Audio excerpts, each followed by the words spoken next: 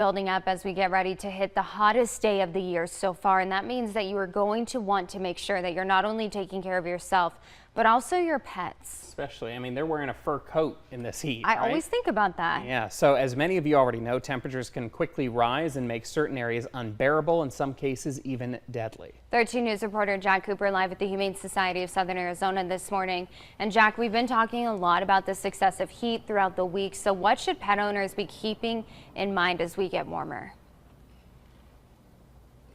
Anna and Tyler, good morning. So yeah, did you know that even on like a nice 70-80 degree day, that temperatures can quickly rise up to above triple digits on the ground, on the asphalt, and the same story in cars as well. So that's why I want to make sure we are being as safe as possible, especially in this high heat, especially with how hot it's supposed to be today. So that's why we're here at the Humane Society to talk about some pet safety. So joining me now is Zane Gay with the Humane Society. Thank you so much for joining me. And talk to me about who we have out here this morning.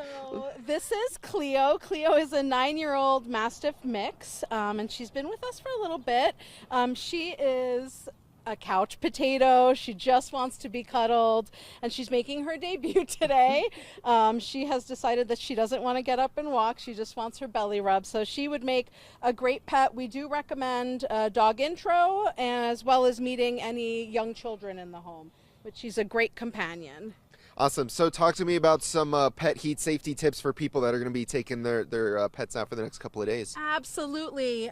It's really recommended that if you are going to take your pets out, it really only be in the early morning and in the late evening when the temperatures have gone down. If you are going to have them out in the middle of the day, you want to make sure that they have booties on so that their paws are not getting burnt on the asphalt. The younger they are, the more sensitive their paws are. They haven't built up callus, so that can be really dangerous for them. Always have water available inside the house, outside. If you're going to go for a walk, take some extra water with you because dogs can become dehydrated.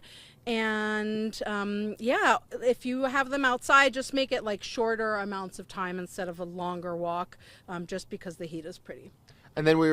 And then we were talking a little bit about this before, but some things to do with your pet inside. Yeah, so with our summer months, it's really hard to have enough outdoor time for our pets. So one of the things that we recommend is working on training. This really helps you build the human-animal bond with your dog. And so you can work on different types of training and manners. You can do enrichment, which is creating items they're either scent or food based or sound, and they're to stimulate their mind and keep them active. There are all types of really great puzzles that you can use for dogs that keeps their brains active, and we have those here at our Posh retail store. Some things you can make out of repurposed materials or recycled materials at home, but training and enrichment, and then always a good cuddle or a grooming, brushing and clipping their nails, right? Those are all really great opportunities and things to do in the summer months when it's hot, and you can do them indoors. Or just hanging out, laying on the couches. Exactly. Awesome. Well, thank you so much for joining me this morning. All of this information is, of course, up at KOLD.com. Make sure you're keeping your pets safe today and especially over the next couple of days. Live at the Humane Society of Southern Arizona, I'm Jack Cooper, 13 News. Thanks, Jack.